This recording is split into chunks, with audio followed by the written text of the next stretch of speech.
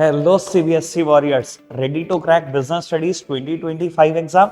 अगर आप बीएसटी को समझना चाहते हैं और अच्छे से मास्टर करना चाहते हैं तो आप बिल्कुल सही जगह पर हैं। In this video I will share tips and tricks जो आपकी प्रिपरेशन को सुपर इजी और इफेक्टिव बना देगा। स्टार्ट करते हैं विद टिप नंबर 1। हमारी टिप नंबर 1 आज की है अंडरस्टैंडिंग द सिलेबस। सबसे पहले अपने सिलेबस को समझना पहली ही टिप हो सकती है। बिजनेस स्टडीज एक बहुत ही स्ट्रक्चर्ड सब्जेक्ट है, इसलिए चैप्टर्स को की टॉपिक्स में डिवाइड करो और सबसे पहले इंपॉर्टेंट टॉपिक को प्रिपेयर करो। मैं पूरे इंपॉर्टेंट टॉपिक्स पूरे सिलेबस के बता रहा हूं और कोशिश करना सबसे पहले इंपॉर्टेंट टॉपिक कवर हो जाए। तो आइए मैंने आपके साथ साथ यहां पर डिस्कस करना है इंपॉर्टेंट टॉपिक। फर्स्ट चैप्टर हमारा nature and significance of management. Important topic क्या है? नेचर ऑफ मैनेजमेंट है science art profession, most important topic. Functions of level of management, बहुत इंपॉर्टेंट टॉपिक। और कोऑर्डिनेशन की इंपॉर्टेंस, काफी अच्छे इंपॉर्टेंट टॉपिक है। Chapter number 2 principle of management, कहने की बात ही नहीं है। टेलर फ्योल के सभी प्रिंसिपल, सभी टेक्निक करनी है। बिजनेस एनवायरनमेंट की बात करूं तो डायमेंशंस ऑफ बिजनेस एनवायरनमेंट और डीमोनेटाइजेशन से इंपॉर्टेंट टॉपिक कुछ हो ही नहीं सकता। प्लानिंग की बात करें तो प्लानिंग प्रोसेस और सारे के सारे types of plan, objective, policy, strategy, procedure, सब के सब करने हैं। ऑर्गेनाइजिंग की बात करें तो डेलीगेशन और डिसेंट्रलाइजेशन अच्छे टॉपिक है, साथ ही साथ फंक्शनल और डिविजनल स्ट्रक्चर भी मत भूलना। ये विद एडवांटेज डिसएडवांटेज सभी टॉपिक के साथ कवर करने हैं, चारों टॉपिक। स्टाफिंग की बात करूं तो बेटा सिलेक्शन प्रोसेस में से कुछ ना कुछ जरूर आएगा, साथ ही साथ ट्रेनिंग एंड डेवलपमेंट। तो डायरेक्टिंग में financial and non financial incentive, style of leadership और इसके अलावा कम्युनिकेशन बैरियर और इंप्रूविंग कम्युनिकेशन इफेक्टिवनेस, सभी तरीके के बैरियर कवर करके जाना बेटा। कंट्रोलिंग की बात करूं तो कंट्रोलिंग प्रोसेस में से कुछ ना कुछ मुझे जरूर लगता है आएगा। फाइनेंशियल मैनेजमेंट की बात करें तो बेटा 3 टाइप के फाइनेंशियल डिसीजन और उनको अफेक्ट करने वाले फैक्टर, साथ ही साथ capital structure.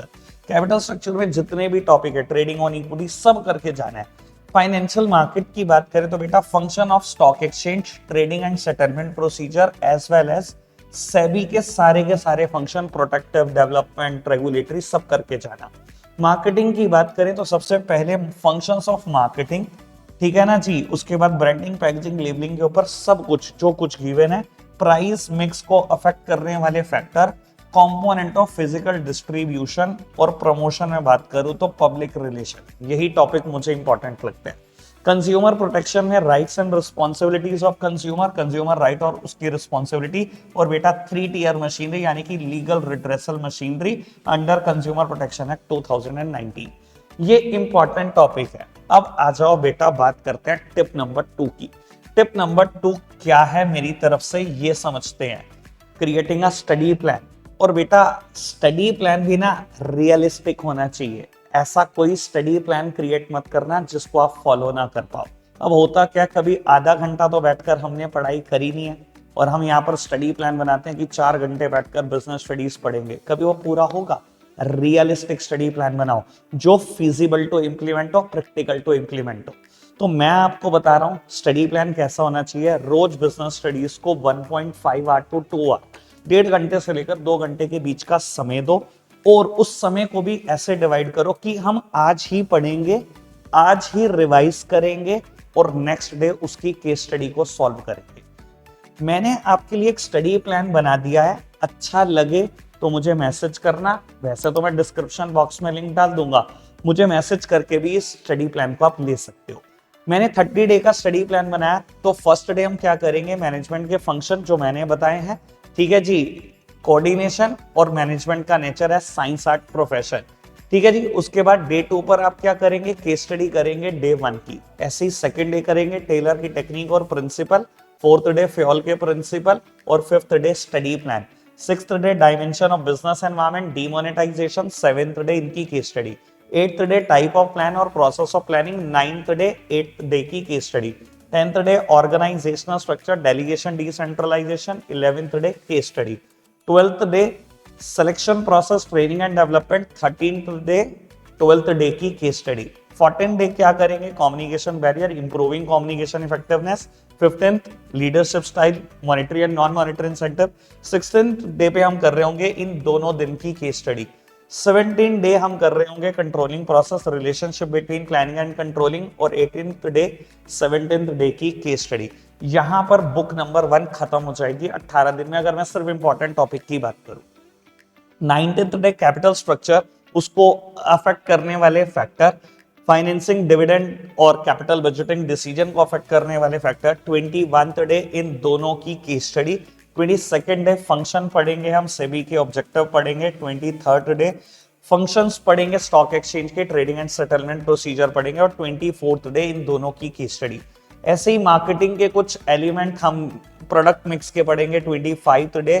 26 day price mix, physical distribution mix और प्रमोशन मिक्स से कुछ इंपॉर्टेंट टॉपिक। 27th डे इन दोनों की case study. 28th day rights and responsibilities of consumer. 29th day three tier machinery और 30th डे इन दोनों की केस स्टडी। अब बेटा अगर आपको लगता है कि आप ये वीडियो कुछ जल्दी देख रहे हैं और 30 दिन के बाद भी समय बचा है, तो हम क्या करेंगे 30 डे के बाद। 30 डे के बाद क्या करेंगे ये भी मैं बताऊंगा, अभी टेंशन नहीं लेनी है। अभी हम मूव कर जाते हैं अपने थर्ड टिप की तरफ। थर्ड टिप है mastering case study. Case studies आपको ट्रिकी लगती हैं, घबराओ नहीं। अगर आपकी अप्रोच सही है ना, तो ये आपके बेस्ट फ्रेंड बन सकती हैं। अब बेटा अप्रोच सही किसे कहते हैं, मैं आपको थोड़ा सा आइडिया देता हूं कैसे मास्टर करना चाहिए केस स्टडी को। आधे से ज्यादा 12th के बच्चों को तो यही नहीं पता होता केस स्टडी पढ़नी कैसे है। अब ये सीबीएसई बोर्ड में आया हुआ एक केस है, अगर आप इसको स्टार्टिंग से पढ़ना शुरू करेंगे तो बहुत लंबा चौड़ा केस है। ऐसा हो सकता है कि एक बारी में डेटा यहां पर बैठे भी ना, आप 2 बार पढ़ोगे, पेपर में 10 मिनट खराब करोगे, उसके बाद सॉल्यूशन ढूंढने की कोशिश करोगे। केस स्टडी को हमेशा स्टार्ट करते हैं विद रिक्वायरमेंट। रिक्वायरमेंट से पढ़ना शुरू करो। पहली रिक्वायरमेंट है state the feature of element of function of management used by the CEO. यहां पर एक ही रिक्वायरमेंट है, अगर 3-4 क्वेश्चन पूछे होते तो मैं एक बारी में 2 रिक्वायरमेंट पढ़ूंगा, और भी मास्टर करना सिखा दूंगा, लेकिन फिलहाल इस क्वेश्चन तक सीमित रखते हैं अपने आप को। अब मेरे से पूछा गया state the feature of element of function of management. सबसे पहले element of function of management की बात करते हैं। अब मैं आपको कहता हूं, आपको इसके लिए अगर केस ना पढ़ना पड़े तो कितना अच्छा हो। अब मैं समझाने की कोशिश करता हूं आपको, ये कौन से फंक्शन ऑफ मैनेजमेंट के एलिमेंट है। प्लानिंग कोई एलिमेंट नहीं है, प्लानिंग का। ऑर्गेनाइजिंग का कोई एलिमेंट नहीं है, स्टाफिंग का कोई एलिमेंट नहीं है, कंट्रोलिंग का भी कोई एलिमेंट नहीं है। डायरेक्टिंग एक ऐसा फंक्शन है जिसके एलिमेंट है supervision, motivation, leadership and communication. मुझसे उस एलिमेंट के फीचर पूछे गए। अब भैया आपकी नॉलेज के लिए बता देता हूं, सुपरविजन के कोई फीचर नहीं है, कम्युनिकेशन के कोई फीचर नहीं है, यानी कि आंसर सिर्फ 2 ही टॉपिक हो सकते हैं, या मोटिवेशन या लीडरशिप। तो इतना आसान हो जाता है केस स्टडी को मास्टर करना अगर अप्रोच सही है। अप्रोच ही नहीं पता, पता ही नहीं है पढ़ना कैसे है, तो कैसे ठीक करोगे। तो बेटा अभी फिलहाल मैं इस केस स्टडी को सॉल्व नहीं कर रहा, मैंने थोड़ा सा तरीका बताने की कोशिश करी। एक और केस स्टडी है, ये भी सीबीएसई बोर्ड की केस स्टडी है। How is the companies future organisational structure likely to be different from the existing one, state any 3 point of difference between the 2 type of organisational structure. बेटा future जो organisational structure है, कहता है existing one से कैसे different है, और 3 point पे डिफरेंस भी बता दो। अगर आधे से ज्यादा बच्चों की भी मैं बात करूं तो इस केस स्टडी को पूरा पढ़ रहे थे। भाई बिल्कुल क्लियरली बताऊं, आप प्रेजेंटली फंक्शनल स्ट्रक्चर ही फॉलो कर रहे होंगे और बाद में कंपनी नंबर ऑफ प्रोडक्ट बढ़ा रही होगी, इसलिए डिविजनल स्ट्रक्चर पे मूव ऑन कर रहे होंगे, और कोई आंसर हो ही नहीं सकता। ठीक है ना जी। सिर्फ 2 ही तरीके के फंक्शनल स्ट्रक्चर कोर्स में है। रेयरली देखा गया कोई कंपनी डिविजनल से वापसी फंक्शनल पर आएगी। आज तक मैंने 12th क्लास में कोई केस स्टडी नहीं देखी। हमेशा पहले फंक्शनल पे होते हो, फिर डिविजनल पे जाते हो, यही आंसर होगा और कोई आंसर हो ही नहीं सकता। ठीक है जी। अब आप कहोगे कि सारी केस स्टडी पे मास्टर बना दो, सारी केस स्टडी पे मास्टर बना दूंगा, पार्ट 2 का वेट कर लो। ठीक है जी। अभी हम पार्ट 1 आज खत्म कर रहे हैं, टिप्स एंड ट्रिक्स शेयर कर रहे हैं ये, लेकिन मेरी तरफ से पार्ट नंबर 1 है। जब पार्ट नंबर 2 आएगा तो केस स्टडी में भी मास्टर बना दूंगा। 30 डेज के बाद क्या स्टडी प्लान होगा वो भी बता दूंगा। आगे बढ़ जाते हैं हम अपनी 4th टिप की तरफ, नोट्स एंड डायग्राम्स। बेटा बिजनेस स्टडीज भी ना बहुत क्रिएटिव सब्जेक्ट है, सिर्फ ड्राइंग्स नहीं क्रिएटिव, ठीक है ना जी। बिजनेस स्टडीज एक बहुत क्रिएटिव सब्जेक्ट है। आप यहाँ बुलेट पॉइंट का यूज कर सकते हैं, डायग्राम्स का यूज कर सकते हैं, फ्लो चार्ट का यूज कर सकते हैं, जितना क्रिएटिव सोच सकते हो उतना अच्छा कर सकते हो।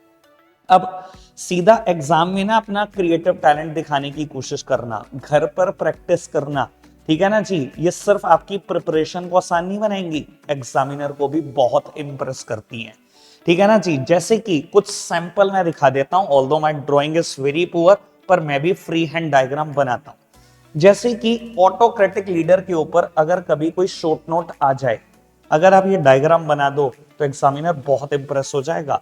मैंने एक पर्सन लिया जिसका नाम रखा मिस्टर सुपीरियर, एक और पर्सन लिया जिसका नाम रखा मिस्टर सबऑर्डिनेट। मैंने लिखा है यहाँ पर gives order without consulting the subordinate and insist that it must be obeyed. Order देता है, सबऑर्डिनेट से पूछता भी नहीं और इंसिस्ट करता है कि ऑर्डर तो फॉलो होना ही चाहिए, और सबऑर्डिनेट सिर्फ ओके बॉस करते रह जाते हैं। तो कितना प्यारा डायग्राम है, डायग्राम से रिप्रेजेंट करोगे तो बहुत अच्छे मार्क्स मिल सकते हैं। सेम वे कभी ब्रांडिंग की कोई बात हो और अगर आप ऐसे 2-3 ब्रांड बनाकर दे आओ, मेरे को तो लगता है सबसे आसान डायग्राम है अगर ब्रांडिंग की बात करूं तो क्या चला जाएगा आपका, आपकी प्रेजेंटेशन इतनी कमाल होगी कि टीचर इंप्रेस हो जाएगा। अब आ जाते हैं हम टिप नंबर 5 की तरफ। टिप नंबर 5 क्या कहती है, sample paper and time management. Sample papers are your best friends. हर वीक एक सैंपल पेपर सॉल्व करना ही करना है, ठीक है ना। स्टॉप वॉच लेकर बैठ जाओ, एग्जाम लाइक एटमॉस्फेयर क्रिएट करो और एक सैंपल पेपर सॉल्व करो। ये ना खुद ब खुद आपको टाइम मैनेजमेंट समझा देगा। जब खुद से सैंपल पेपर सॉल्व करोगे ना, आपको खुद आइडिया होगा कि मैं किस सेक्शन को कितना टाइम एलोकेट करूं। और प्रैक्टिस करते रहने से सैंपल पेपर की क्या होगा, बोर्ड का पेपर में ना कभी डर नहीं लगेगा। अब मैं एक बार टिप नंबर 6 की भी बात कर देता हूं। बेटा टिप नंबर 6 में ना मैं ये बता रहा हूं कि आपको एग्जाम डे में कैसे रहना है। Be very calm. Exam day में काम रहो, रिलैक्स रहो, अपनी प्रिपरेशन पर बिलीव रखो कि मैंने जो प्रिपरेशन पूरे साल भर में किया वो बहुत अच्छी प्रिपरेशन है और काफी अच्छे मार्क्स में स्कोर करूंगा उस प्रिपरेशन के दम पर। एज वेल एज जो क्वेश्चन सबसे अच्छे से आता है उसको ही पहले सॉल्व करना, ठीक है ना जी। मैं ये नहीं कहूंगा कि आप सीक्वेंस से चलो, ठीक है, आप जो अच्छे से क्वेश्चन आता है उसको सबसे पहले करो, इससे आपकी प्रेजेंटेशन और अच्छी लगती है। इसके अलावा टाइम ऐसे एलोकेट करना डिफरेंट सेक्शंस को कि आखिरी में 10 मिनट बचे, पेपर को रिव्यू कर लो, कैलकुलेशन बेस्ड अगर कोई क्वेश्चन आया है जैसे कि ट्रेडिंग ऑन इक्विटी का तो उसको अच्छे से देख लो, कैलकुलेशन एक बार दोबारा रीचेक जरूर करना। बस इतना सा ही है दोस्तों। अगर आप इन सब टिप्स को, ट्रिक्स को फॉलो करोगे जो मैंने समझाई है, तो मुझे पता है बीएसटी 2025 को इजीली क्रैक कर दोगे। ये जो गेम है ना बीएसटी का, ये तो कुछ भी नहीं है, आप बहुत आसानी से क्रैक करोगे इसको।